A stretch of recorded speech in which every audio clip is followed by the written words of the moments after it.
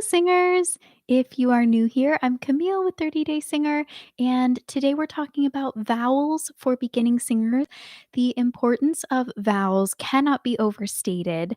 I had a choir director once say that the beauty of singing is always on the vowel. Obviously, we're singing words that have both vowels and consonants, but if you think about it, most of the time we're sustaining our vowels. So think in the word night, the beauty is on the I, night. It's not so much on the N or the T sound.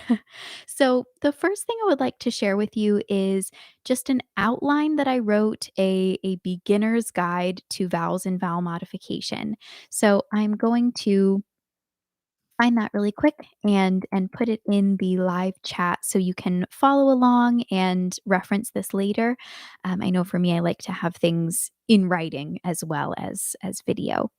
And when I say vowel modification, it's exactly what it sounds like. It means you're taking a vowel sound. So let's say I'm singing the word you, and however I would pronounce that word normally, you, the way that I sing it in a song, depending on how loud I want it to be, what register I'm in, meaning do I want more of a chest voicey sound, you, or do I want more of a head voicey sound, you? All of that will play into how exactly I modify that vowel. Some vowels need no modification. So if it sounds, basically, the rule of thumb is if a vowel or a lyric sounds good to you and it feels good, then you don't need to overthink it. You don't need to modify every vowel. Um, Anyways, here's that article that I was mentioning, and we've got a question. I feel like certain vowels can make you sing lower or higher than others. Is that true? And hi, glad you're here live. If you are here live, you're welcome to ask questions in the chat. Just know that the last 15 minutes are reserved only for Q&A. So yes, that is very true. Not all vowels can be sung at the very low and high ends of your range. So, an example would be if you're trying to sing your lowest note. Some singers have a really easy time singing on an open ah. So, think about that with me. Think about what is a comfortably low note for you. For my voice, around F sharp or F3. Ah. Those are comfortable notes for me to sing, but they're not so comfortable on an ah. I would much rather sing those on ooh or e. You can hear the tone, the depth of that vowel, the richness, the volume is way, way more than when I was singing it on ah. So that's a small example of choosing a suboptimal vowel at an extreme end of your range, whether it's extremely low or extremely high, that can make a huge difference. When I'm helping a singer figure out their range, I choose the vowels that we sing on intentionally. So, if how low can you go to with an E? So, on a good day, an E may be an E flat. So, starting on that F sharp, E.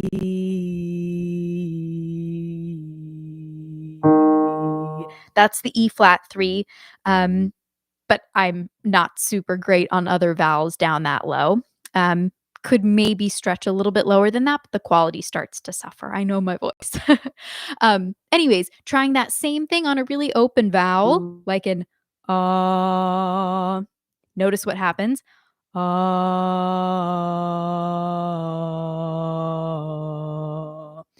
I can still keep it sounding okay, decent, but it feels terrible. The E feels really relaxed and light. The ah feels so heavy on my throat. So, like I said, not every singer is like that. I know plenty of low basses. I have a student who's a super low bass. He sings down to, C2 super easily. And it's easier for him to open his mouth more. He just kind of drops his jaw and makes this sound. And that's what gets him down to his lowest notes. So when I say that E works for me or oo works for me, that's not a blanket statement for all singers. Every voice is different. Okay, so talking a little bit, you can open up this this beginner's guide to vowel modification with me if you like. And I talk in the beginning about how vowel modification is just changing a vowel sound to make it easier to sing. Um, each vowel is the result of a slightly different shape in your vocal tract. Whenever we say vocal tract, we just mean your throat above your vocal folds to your lips. Your vocal tract is, in other words, the tube in which air is vibrating, in which the sound wave is bouncing around. It's what's filtering the sound. So the source of your sound is within your larynx, your vocal folds, but it really doesn't sound like much. It sounds like, you know, buzzy, and it's not a beautiful sound. It only becomes beautiful when it passes through your vocal tract, the rest of your throat and your mouth. So, vocal tract, the pathway from your larynx to your lips. You can think of it that way. Different mouth posture, tongue placement, lip closure, larynx position, those all make up the difference between our different vowel sounds. If you think about it, you're just doing a different shape. So try this with me. First, make an E sound. E. And start to notice what's happening with your vocal tract right now. I'll tell you what's happening. You're probably feeling your larynx rise up a little bit. So, where your larynx is naturally when you're just breathing or inhaling, when you inhale actually in a really relaxed way, your larynx is going to drop a little. And your larynx, if you've never found it, it's just that bump. So if you take your finger gently, from underneath your chin and just start running your finger down your throat, stop when you feel a bump. You've found part of your larynx. So you'll feel that bump lower when you inhale. When you make an E sound, E, you're probably feeling the larynx rise up a little bit higher than it was when you took that relaxed inhale. Notice also just the shape of your mouth when you make an E sound. E. It's pretty flat and wide. Your mouth is not very open, right? We don't go eh. No, we're making an E sound. E. So you're almost like in a smile. Pay attention now to your tongue position. This is probably the most subtle and the hardest for singers to kind of put their finger on what their tongue is doing. But you'll notice, if you think about it, you can feel your tongue coming up and moving forward to make an E sound. E, E. It's sometimes easier to do a side by side comparison. So if you move back and forth between E and E, you can really clearly feel your tongue go from high to low. So try that. You can do this on the same pitch just to have a nice even comparison. E to E, E,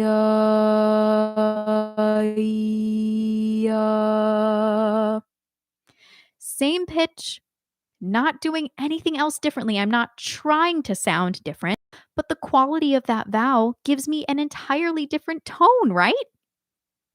So this really comes into play when you or if you are a singer who really sings with a closed mouth. If you're singing, there goes my heart beating, and you kind of have a thin, kind of bright, somewhat nasal sound, keeping your mouth in sort of that E shape might be part of the problem, that you are just not utilizing enough space in your vocal tract, that you are not creating, there goes my heart beating. Different sound. Again, not doing much differently with the volume or my intention. It's just different shape. So, okay, now we felt a little bit the difference between our larynx position in these different vowels. So go back and forth between E and again, and notice some of you might feel your larynx drop a little bit. Some of you won't. That's okay.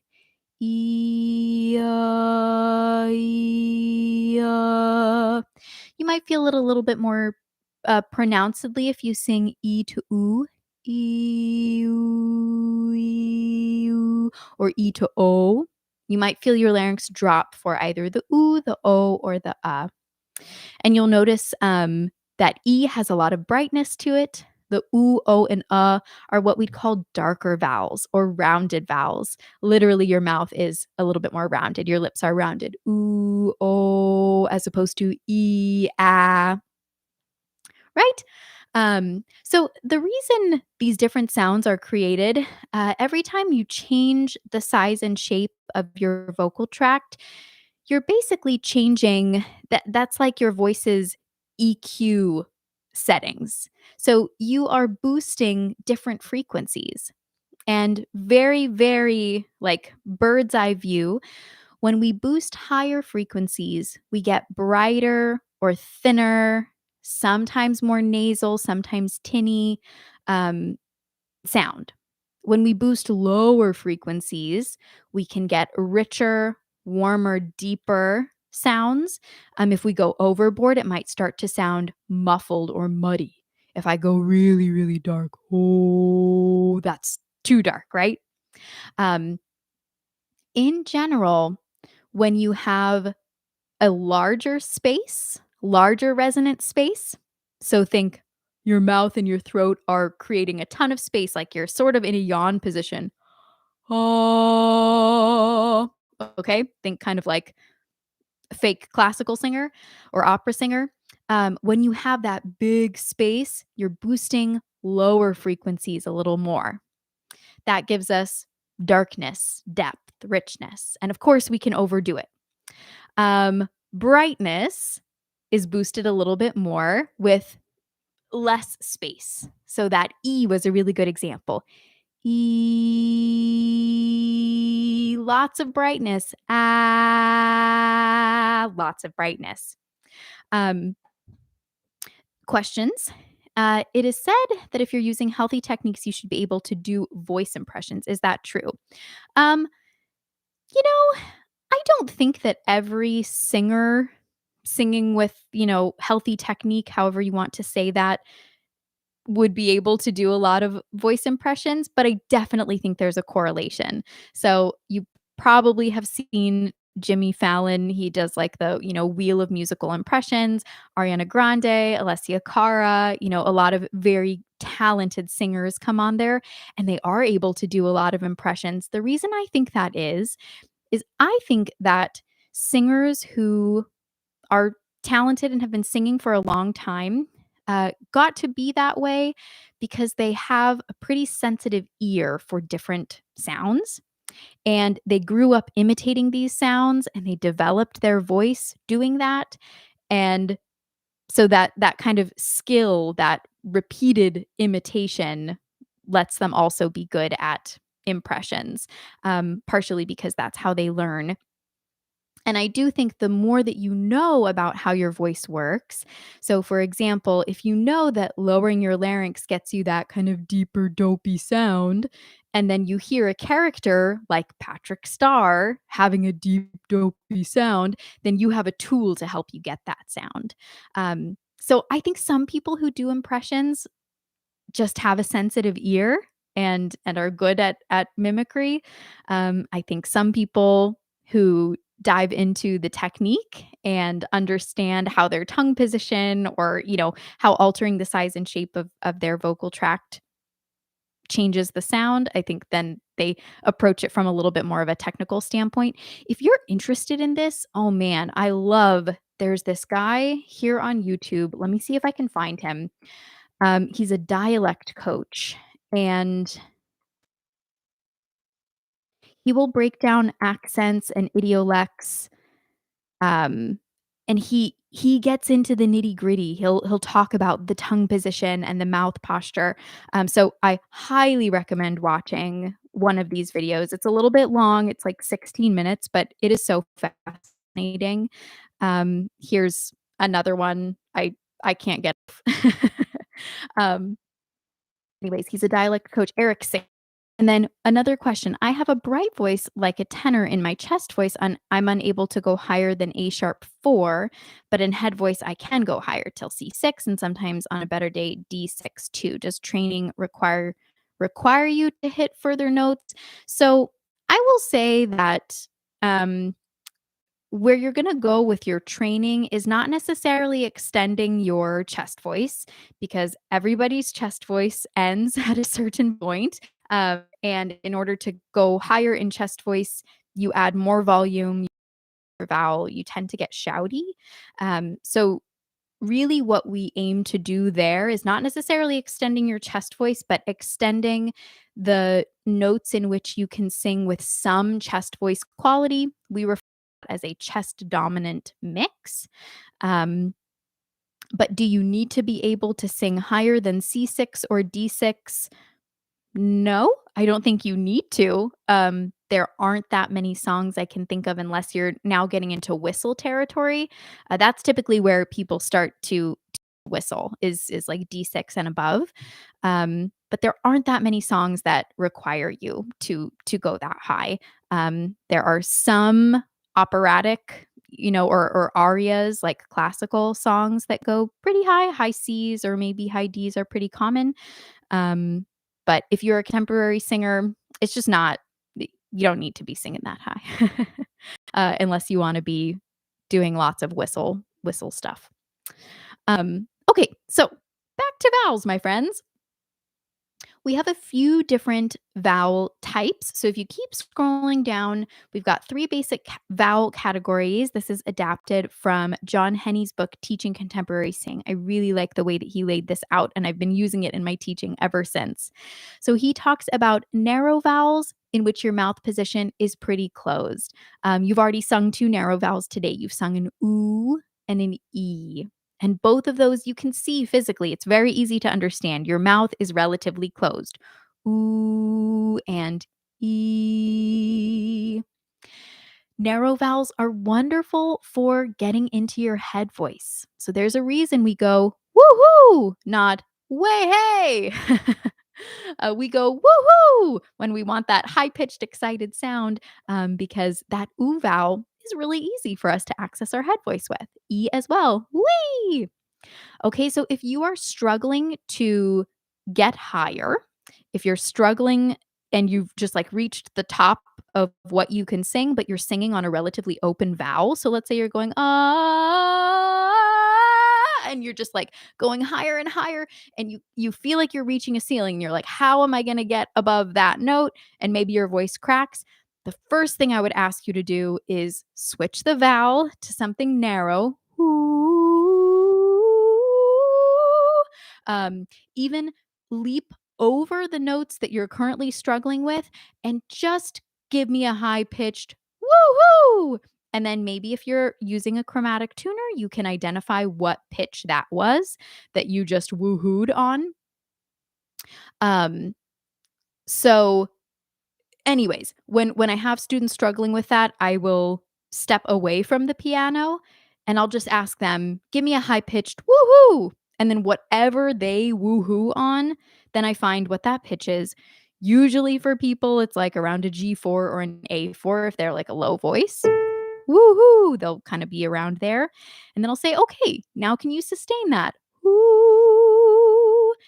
And then we'll walk it down and then we'll start to see, can we get there from our chest voice? But anyways, ooh and e, great for head voice. Also great when you want a lighter sound. So if you're singing a song and you want lightness, maybe you want a more head voicey sound, but just in general, you want a light sound and you're having a hard time getting it. Good example would be like if you're doing the high part of When the Party's Over. So let's say you're trying to sing Quiet When I'm Coming Home and it's just not working. I would first sing it on Ooh or wee wee wee wee wee wee wee just to get your voice in that zone or in that mode.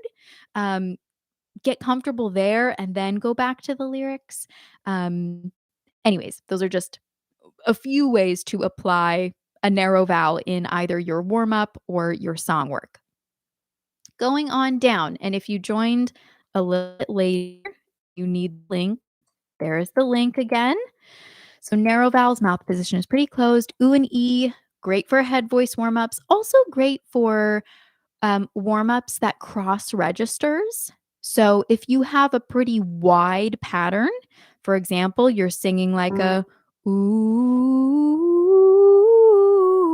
or something, or ooh, something like that. It's not just a really narrow ooh type of pattern. So if you're singing over a wide range, using a narrower vowel like ooh can help you to navigate into your head voice and back down pretty easily. Medium vowels. Your mouth position is relatively neutral, meaning it's not super closed, but it's also not super open. Um, Examples of these vowels would be as in cup and as in book. And I know the symbol I have there, it kind of looks like a horseshoe. That's what we would use in IPA or International Phonetic Alphabet. IPA exists so that speech therapists and linguists can describe different sounds in a way that is not specific to one language. So if you look in the dictionary and you'll see kind of like phonetic, like pronunciation, sometimes the IPA will be used there. So anyway, as in book, as in cup, great for mixed voice, kind of good in general. So if you're in that zone of your voice where you feel like it's a little too high for chest voice, but you don't want to be flipping to head voice yet, then singing on something like na or one or as in book. Anything like that can help you. Also, pretty good for wider range exercises, especially if you've already done a wide range exercise on something narrow. So, let's say you've done the ooh and you feel good about that, then try a little bit more open, that neutral or medium vowel, bu, bu, bu, bu, bu, bu, bu, or mum, mum, mum, mum, mum, mum, mum, something like that. Um, so use when you're in middle or mixed voice or crossing registers. And last, wide vowels. Wide vowels, your mouth position literally is wide or open. So two wide vowels would be A as in hey and A as in yeah. And think about when we use these wide vowels in daily life. We're calling out to people. We're going, hey, or yeah, you know? We're not going, hey guys. We're going, hey guys. Yeah. Um, Good for also bringing in some chest voice quality. So if you have a really light voice and you kind of tend toward those more narrow vowels, then using some of these really wide, kind of bright vowel sounds can help you get that strength and that speech like quality into your voice. Um, so great for chest voice. Use when you want a heavier, chestier sound. I do have a few videos, shorter videos. I'll maybe link those a little bit later. Let me look at some questions first. Um, any tips for becoming comfortable belting in the upper range? I can do it, but it hurts a little and it sounds a little hollow. Interesting. So I actually came across a fantastic belt warm up series, and I'm just going to put the link here for you. The teacher is Jeff Alani Stanfill. You might have seen him before. He does something called the Voice Soaring series here on YouTube. He's a great teacher. Let me find his belting video. So it's a 24-minute lesson. So you're getting a good amount for free. Um, so here you go. Belting. So the cool thing, he starts by having you transition from chest voice to head voice because in order to belt, I don't care what other people say, in order to belt, you have to be utilizing some head resonance or some sort of mix when you're singing past a certain point. Um, if you are just relying on chest voice, like we said before, the vowels just get wider and wider. Our sound gets louder, heavier. That's when we start to feel pain, typically. That's when we get instability and cracking. So I would definitely go through those exercises. I think it's a wonderful progression that he does, but he starts by getting you from chest voice into head voice and back again. Um, and he uses some of those kind of wider vowels. So one of his belting exercises is singing on the word wow. So he does something like a wow, wow, wow, wow, wow, wow, wow. And the nice thing about that is it's not just a wide vowel, it's a narrow vowel paired with a wide vowel so that you're not getting splatty. You're not going na na na na na na na and just staying with that wide sound. It's if you break it down, wow. Wow, wow, wow, wow, wow, wow, wow. You can hear there was a little bit more mixed quality if we take that up a little bit higher. Wow, wow, wow, wow, wow, wow, wow. Wow, wow, wow, wow, wow, wow, wow. As opposed to if I just use a wide vowel and go, na, na, na, na, na, na, na. It's much easier for me to just carry chest voice up and start to get a little heavy in my throat. So I really like those exercises. Definitely try that. If things are hurting, there could be a few different things going on. Um, it's interesting. It's interesting. If your vowel is too wide, things can start to hurt. So if your mouth is going ah and it's just getting wider and wider and taller, that can stress out your voice, but it can also kind of hurt if your vowel is too narrow and you're trying to belt. That's actually the issue that I had because I was using kind of neutral vowels like almost all the time. And in a lesson last year at some point with my voice teacher, I was telling him, it it's okay, but it's just starting to feel like it's grabbing a little bit in my throat. And he actually had me widen my vowel a little. This is because my larynx was neutral and I wasn't shouting. I wasn't grabbing at those notes. My vowel was just a little bit too closed. So that could also be the issue. If your vowel is too closed, if you're over darkening, um, then that can cause issues as well. The things that we typically look at for beginning singers, and I don't know where you're at in your singing journey, but kind of the first thing that I would have you do is access those notes in a lighter way. So I would have you vocalize on, ooh, and then and just kind of gradually build up power as we open up that vowel. The other thing that we would take a look at is what's going on with the breath. Are you breathing before the phrase? Because you should be breathing, but you don't need to fill up with a ton of air before you belt. Um, Belting is high power. We do want some breath underneath the folds, but if we have a ton of breath, so if I take in as much air as I possibly can, and then I try to belt on top of that, that is just a recipe for disaster and strain, because my voice is having to work quite a lot harder to now hold back this extra air that I really don't need. Some voice teachers, I'm not a huge fan of this method, mostly because I don't use it. I haven't found it helpful for me personally, but some voice teachers will have you take in a big breath and then exhale like half of it and then sing either your belted line or your belted exercise. And that can help you at least start to explore, is my issue because I'm taking in too much air? And obviously, you're not going to do that on stage. You're not going to take in a big breath and exhale half before you start to sing, but you could take in half as much breath. um, Anyways, how can people do ventriloquist? I I am not an expert in that. That there are other YouTube channels that can tell you all about ventriloquism. But it is amazing the enunciation that they can pull off without opening their mouth very much.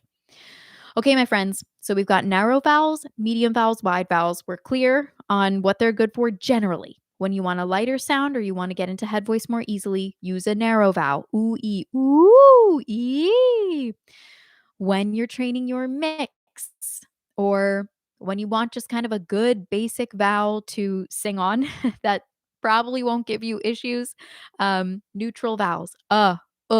Think cup or book, bug, book. And then wide vowels, if you need a little bit more strength, if you want more chesty quality, think, "Hey, yeah." And again, this is really easy to relate to your daily life. We go, "Woo-hoo," that's head voice. We go, "Hey," that's chest voice. Um, so cool. If you're having trouble with a specific section or lyric in a song, usually what I'll do is I'll drop the lyrics, I'll sing on a syllable that I know is going to help me get into that zone, and then kind of analyze, what does that feel like? Where am I creating space? How open is my mouth? How much air do I feel is flowing? And sometimes that's enough. So the example I gave before, when we're singing, for example, when the party's over and we're struggling with those higher sections, singing it on an ooh, uh, ooh. I don't know what the actual key is, but it's somewhere around there, maybe a little bit higher. Then I would analyze, okay, what does that feel like? It feels pretty light. It feels like there's consistent airflow as well. So when I return to the lyrics, call you when the parties, I'm going to try to keep that airflow going just as much as it was on the ooh. I'm going to try to keep it sounding just as light. This is something I am running into or ran into recently with a student who is a lower voice singer, and head voice is completely new to this singer. And when we put lyrics on, he reverts to chest voice. So he can sing on who, we're singing like G sharps, G's kind of around there. So we'll be singing ooh, and it's great. And then when we put lyrics on it, whatever the lyrics are, this person reverts to huh, trying to squeeze and pull up chest voice. So if you find you're doing that, which you might be, my solution is roll straight from the thing that helps you into the lyrics. So let's say I'm singing, I'm trying to think. Yeah, helps to get comfortable doing it on vowels. Absolutely. So the song we were working on is Photograph by Ed Sheeran. So you can keep me. And those first three notes, the E, F sharp, and G sharp, we want to sing in head voice because that's what Ed is doing. And then he goes back to chest voice for the me. So right now we're going hoo, hoo, hoo, hoo, me. And again, I said the problem was when we return to the lyrics, the student all of a sudden is grabbing at them. He's going hoo, hoo, hoo, and then so you can keep. He's changing keys. He's going to where his voice is comfortable in chest voice, but that's not high enough. That's not the key. So what I would have him do is go hoo, so you can keep. So he stays in that mode, in that zone or register. Um, Same thing for if you are a lighter voiced singer and you struggle to connect to a strong chest voice sound. I would again drop the lyrics, sing on something like go, go. So let's say we were doing the same song, but we wanted it chest voicey, and you were having the opposite problem. You were going, so you can keep. I would have you go, hey, just to find your chest voice and sing it on go, go, go, go, or na, na, na, na. And again, if when you go back to the lyrics, so you can keep, you revert to what you were doing before, roll right through. Go, go, go, go, so you can keep me. Do that. Use them as training wheels. Use those syllables or vowels as training wheels for as long as you need to. Um, It is perfectly fine if you're working, especially if you're working on a really difficult song, if you can't sing it on the lyrics for a little bit. That's okay. Um, Once you're comfortable on a vowel or a syllable that you know helps you, then you try it on lyrics. Maybe you do that method I just described of rolling straight from the helpful thing into the lyrics, which are more tricky. Um, if you feel like, yeah, I can sing it on the lyrics, it's just a word or two here and there feels off, then that's where you would get into kind of the nitty gritty of vowel modification. Um, question. I've heard that before, but what is meant by creating space? Creating space within the vocal tract. So if your mouth is closed and you're breathing through your nose, there's no space, right? Your tongue, do it. Try it. Obviously, your throat is relatively open because air is passing through, but there's no internal space. Your tongue is touching the roof of your mouth. And if I'm to create sound with basically that amount of space, well, if I create sound with that space, it's a hum. Right? Um, but if I open up my mouth just a little bit, and I haven't created any extra space, that's the sound I get. It's very nasal. Uh, so the areas I want to create space, usually I start by thinking about the back of my mouth above my throat. Easiest way to do that is to inhale as if you're surprised. And it's a subtle feeling, but you're going to feel some space back there that wasn't there before when you just had your mouth closed. Hmm. Okay, so notice the back of your mouth, no space there. Gasp like you're surprised. There's space. Specifically, the back of your mouth, we'll usually call that your pharynx. Um, the back of your mouth, but the top, so basically behind the roof of your mouth, the roof of your mouth where there's bone is your hard palate. It's hard.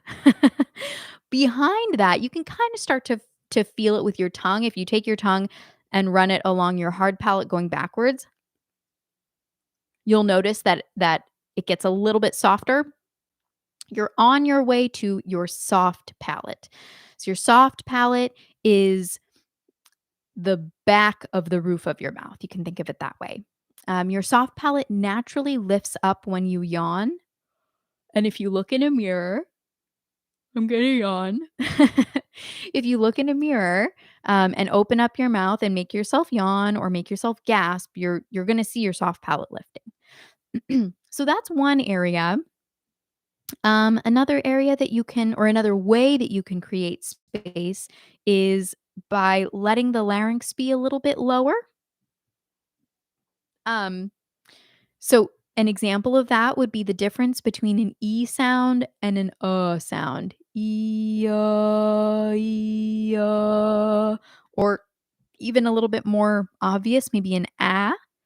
Ah. You can feel your larynx lift up quite a bit for that ah sound. So exaggerate for me, make like a really bright, kind of annoying ah, and feel how there's not a lot of space internally. There's not a lot of that gasping space. It's pretty closed in the back of your mouth. Ah, your tongue is pretty high. So even though your jaw is dropping open, there's not a lot of space internally. Ah, you can feel your larynx is a little bit higher. Compare that with a deep, rich inhale, gasp, really relaxed. Or you can sustain. You're going to start to feel, okay, my larynx is a little bit lower.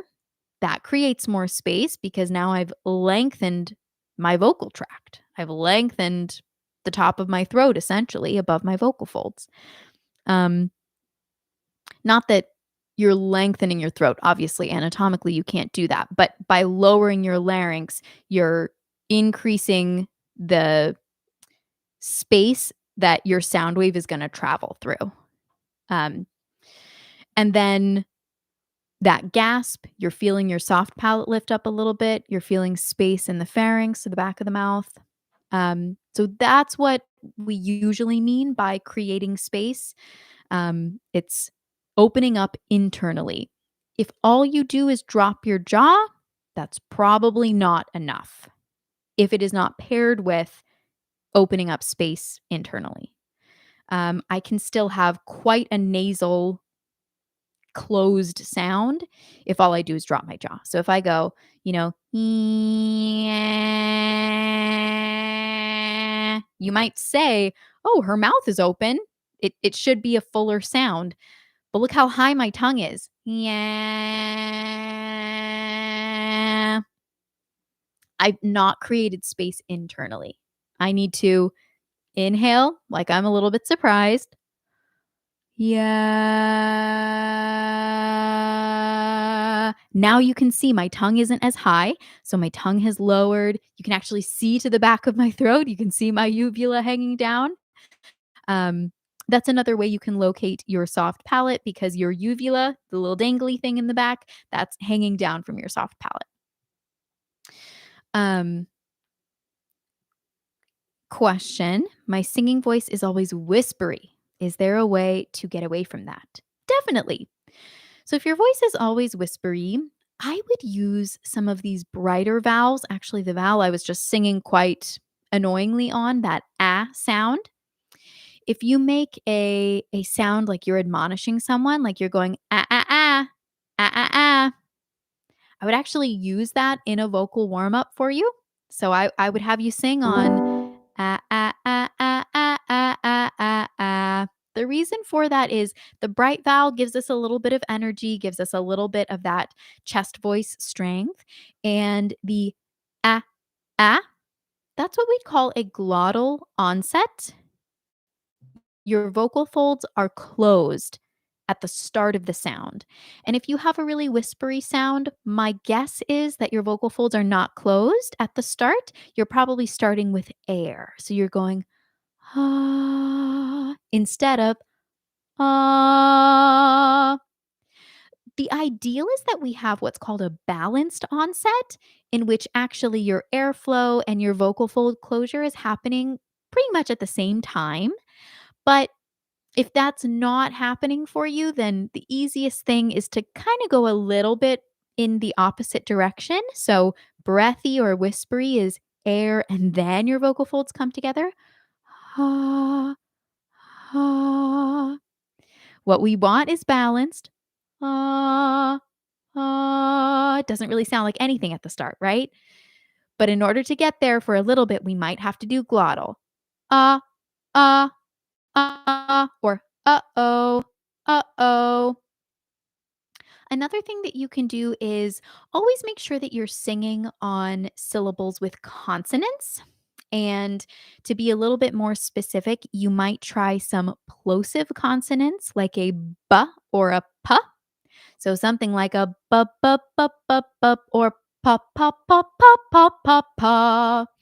Um, Other consonants like m's and n's are probably good for you too.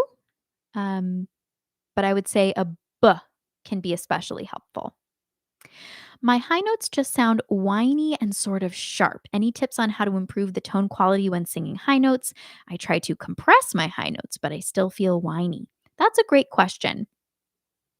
Um, Lots of great questions coming in. So let's just go to Q&A right now.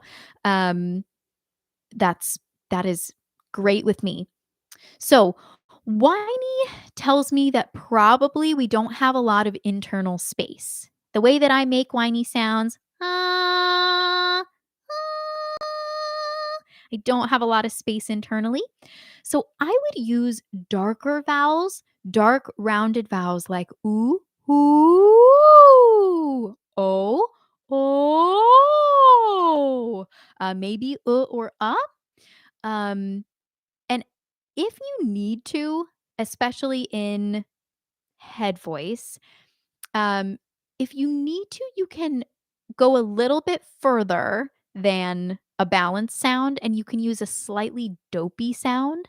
So a mum mum mum mum instead of a balanced mum mum mum mum, right? Because if what we have is mum mum mum mum, then sometimes it's easiest, like I was saying for the turtle project, sometimes it's easiest to go a little bit further in the opposite direction and then dial it back, especially when you're used to sort of one extreme.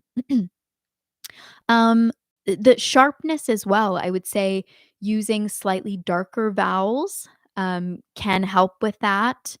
It's possible, I don't know what your background is, but it's possible that your soft palate might be a little bit too high. So if you have been in the habit of lifting up your soft palate a lot, "Ooh," and then singing, it's possible that you're kind of sitting on top of the note instead of, like, settling into it. So that's another thing to consider, is maybe going from, like, an NG to an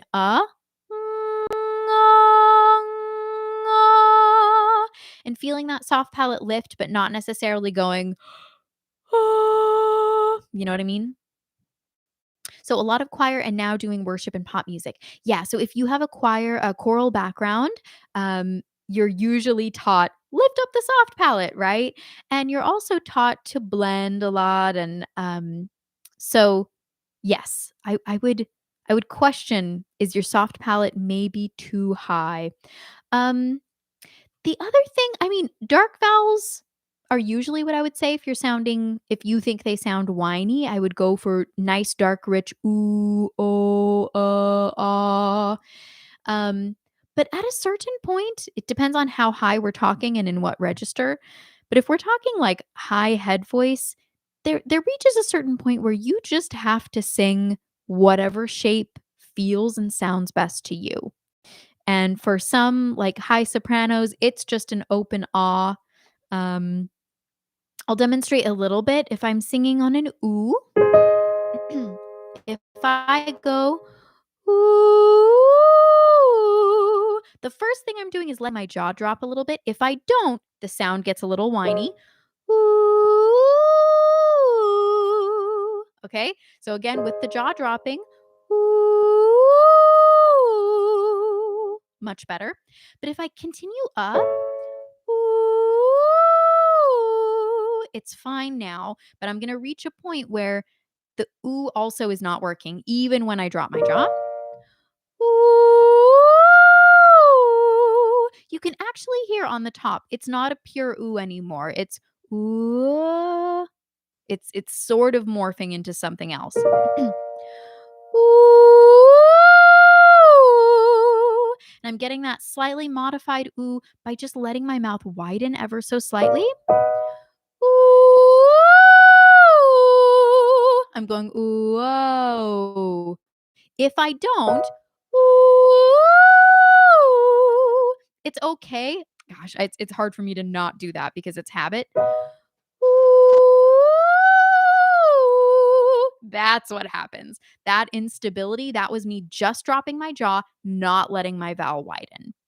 So that could also be what's going on. Myra is that you're keeping that kind of choral dark up and down shape, and at some point you need to let the mouth widen slightly. So I would give yourself permission to let your vowel widen. I know as a voice teacher, I've probably said, "Don't widen, just drop." um, but for me, for my voice, when I get to F5, F sharp 5, like notes in that zone at the top of the staff, I can't just stay up and down dropping the jaw. It stops working for me, and I have to start letting the vowel widen. So that might also be what's happening for you. Um, Nick was saying, "Oh, I was doing singing practice the other day. The tone felt fine and clear. I noticed a vein in my neck coming through when singing. Is this a sign of bad technique, even if there is no strain?" Nick, my overall answer is no. And there's another teacher, yeah. Sometimes it's the intensity of the performance, or you might be a bit skinnier. That's also true. If the tone sounds good to you and you're not feeling like, "Ooh, that was heavy," or I was starting to pull or grab, you are probably fine. Those are potentially your sternocleidomastoid, something like that. Um, let me let me take a look. I know I watched a lesson on that, a while ago, and I thought it was covered well. It was a New York vocal coaching, um, lesson, but I can't remember exactly what the title was, but he covered that, and essentially his answer was about the same. Um, so yeah, some people, your veins are gonna get a little bit involved, but If you still feel good, that's truly the best test is if you are feeling good as you're singing, it feels like a healthy amount of effort, not like I'm straining myself. And if you still feel good later in the day as well, then you are probably fine. Um, is it normal to get a growl when you're singing too low? I would say what's very common when you're singing not necessarily too low, but just when you're singing low, you're probably going to rub up against your vocal fry.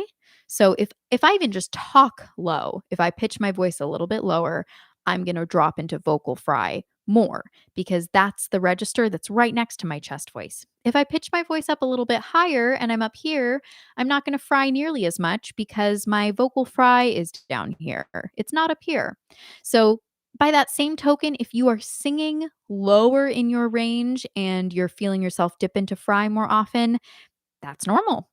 Um, I know people get scared about vocal fry. Certainly, if you're not in control of your fry usage, and if you're using fry quite a lot without balancing it out with clean tone, then in theory it could be an issue.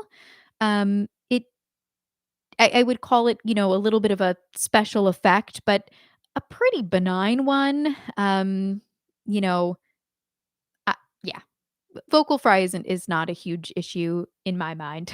But if you are concerned about it and if you feel that you're not in control of it, then reset with some nice clean sounds that you're not frying in.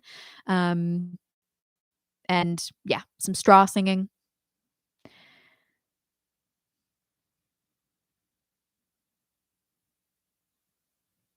Okay. Yeah. So typically when people are talking about extending their range, like low range extension past their chest voice into their vocal fry register, a lot of times they're talking about subharmonics, and I am not experienced in that realm. It's not a goal of mine, so it's not something that I've worked on.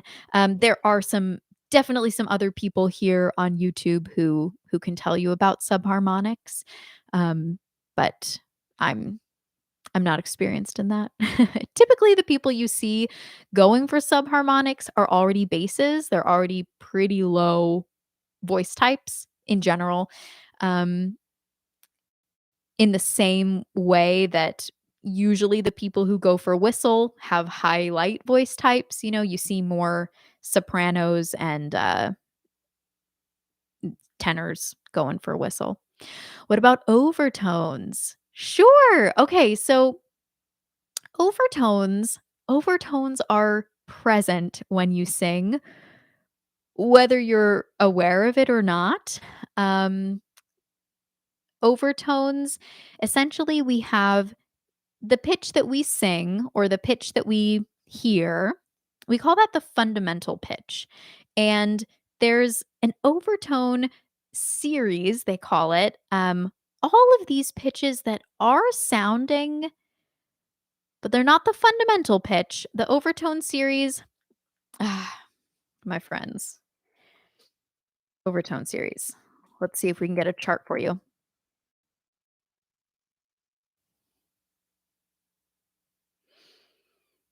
Okay, this looks like a chart.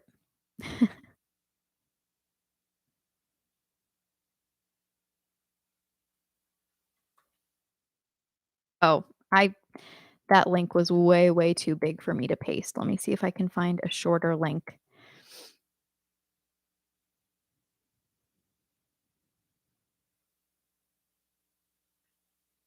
So essentially, the idea is uh, when you're singing a pitch, you can, by altering your mouth shape or your vowel, you can bring out certain overtones.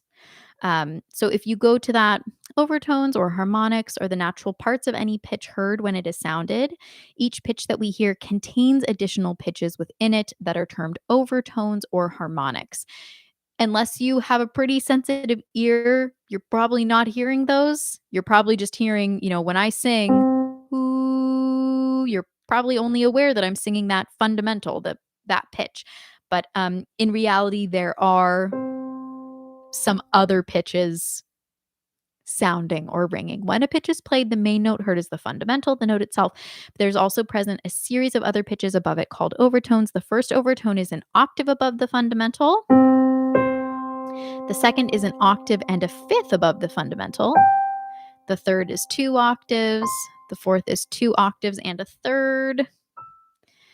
With each following overtone closer to the last than the last was to the tone before it. The series of overtones for the fundamental pitch C2, that pitch would consist of C3, G3, C4, E4, G4, I should have put my pedal down, B flat 4, C5, D5, E5, F sharp 5, G5, A5. Anyways, these tones are considered some of those tones, so the B flat 4, the F sharp 5 are considered out of tune. They're approximate pitches. And getting into that is a whole nother can of worms.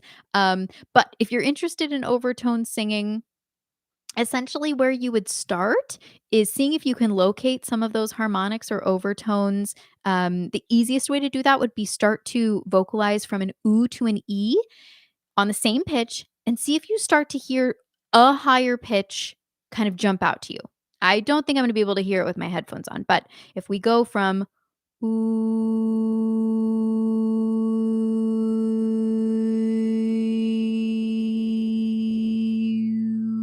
okay, if you go really, really slowly from ooh to e, see if you can hear like the faintest like whistle above.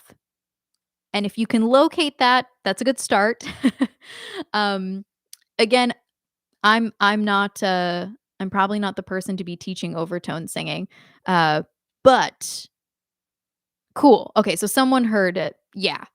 Um, the other way, some people are so talented with this that they can really bring out one of those pitches so the overtone will sound a lot stronger, and they can move that overtone by changing their mouth shape while the fundamental stays the same, and they can also do the opposite. You are probably familiar, if you're asking about overtones, you are probably familiar with um, this one singer, Anna Marie Hefela. I'm not sure how to say her last name, but it'll blow your mind if you haven't seen that. And then, I mean, obviously, people have tutorials on here as well. And then this, I think, would be pretty helpful. Polyphonic overtone singing explained visually. If you're like, I have no idea what's going on, and a little bit of a visual would help you, then that second link takes the first video. Anyways, Myro is asking, do you offer vocal analysis consultations? I've had vocal lessons for a while, but I was curious if you did that sort of thing. I know some people offer vocal analysis where they tell you where your voice sounds best, or they help find that uniqueness and help grow it rather than just work on a song. So I think, that's a part of training with me. If you took a lesson, it's not a service that I offer as like that. This is it. This is what your voice is. I can, of course, help you, but um, in my opinion,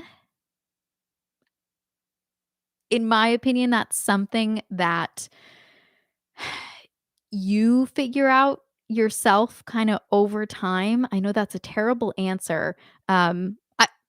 For some singers, it's pretty clear. Like some singers that I work with, it's clear to me like, oh wow, this is the sweet spot for your voice. This is the tessitura that your voice is the most brilliant.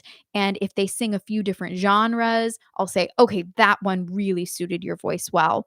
Um, but am I a person who would just hear you sing and then tell you, okay, this is your tessitura, these are the songs you should sing? No. And the reason I don't love the idea of that is because I don't want to put any singer in a box. And if I were to tell you, okay, you are a classical, this kind of mezzo, and this is the repertoire you should be singing, that it's limiting. I'm a singer who likes to sing a lot of different genres. I don't like to just stick to one thing, and so I don't really want to dictate that to my students either. Um, to me, it's always a balance. It's a balance of knowing where you're comfortable and what you think sounds best, what you think is like your kind of characteristic sound, but also breaking out of that shell, because I think that's how we grow as singers and artists is, pushing ourselves. I'm very comfortable in light, smooth jazz world. I can live there and, that's what I might get hired the most for. But do I like to sing classical? Do I like to work on belting? Yeah. It challenges me, it stretches me, and it makes me more versatile in that more narrow kind of niche. So anyways, that was a long, somewhat meandering answer, but at the end of the day, I can help guide, but I'm not a person who would tell you, "This is it. This is what you are. This is what you will always be," because I just think voices are really flexible, and especially depending on where you're at in your journey, I just would hate to put you in a box or make you feel like you're in a box when that box just doesn't exist. Um, so anyways, I hope that answered your question. If you'd like to know more about working with me, there's a couple different ways you can do that. Of course, I teach private lessons over Zoom, um, but there are other options there, so you can check that out. Oh, and thank you. Pitch Casualty is saying if you want to work on subharmonics, check out David Larson's videos. Perfect. So subharmonics, overtone singing, we are getting into definitely some extended techniques here. All right, my friends, vowels. Your homework is to listen to what the singers that you are hearing, listen to what they're actually singing, not what you assume they're singing. Okay. So if you know the word is free, um, listen and ask yourself. I always give this example. Ramin Karimloo, one of my favorite voices, singing Phantom of the Opera.